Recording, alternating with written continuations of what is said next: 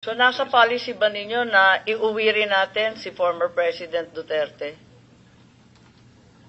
Well, it's Hindi, sa general rule, inuuwi natin lahat ng Pilipino, di ba? Talagang kung ano-anong ginagawa natin, nakikisuyo, naninikluhod, nag-aambag-ambag para makapag-ipon ng pera, lahat na ginawa natin para maiuwi. Ito tinangay sa labas.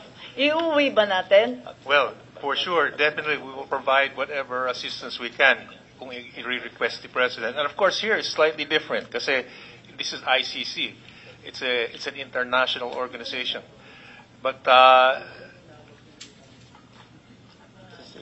certainly ang pagkalam ko, yung Davao City Council nagpasa ng resolusyon na iuwi. Well, A-actionan ba yan ng DFA, ng DMW? Alam ko, na-actionan ninyo lahat eh. pero the ICC ito eh. Well, This is, Well, madam, pag nag-uuwi tayo ng Filipinos, kailangan may court, may court na release ng Wala namang court yung sa Qatar na 17, di ba? Yes, Pinakiusapan, pati yung kay Mary Jane Veloso na pakiusapan, wala namang court order. Senator, this is slightly At different. saka marami na nangyari ng nakaraan. Nakikipag-usap tayo, nagbabayad tayo, talaga naman na nakikisama tayo maigi para lang maiuwi. Well, number one, ang embassy natin nakatutok talaga dun sa whatever help we can give. Pero ang problema nito, ang kaano natin dito is the ICC, which is a court.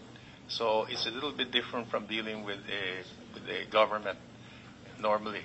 So I think we are entering into a new area. Mahirap magano eh.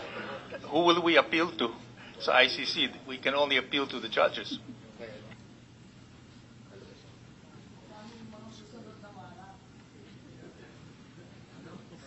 Another problem we also have is hindi na tayo member ng ICC.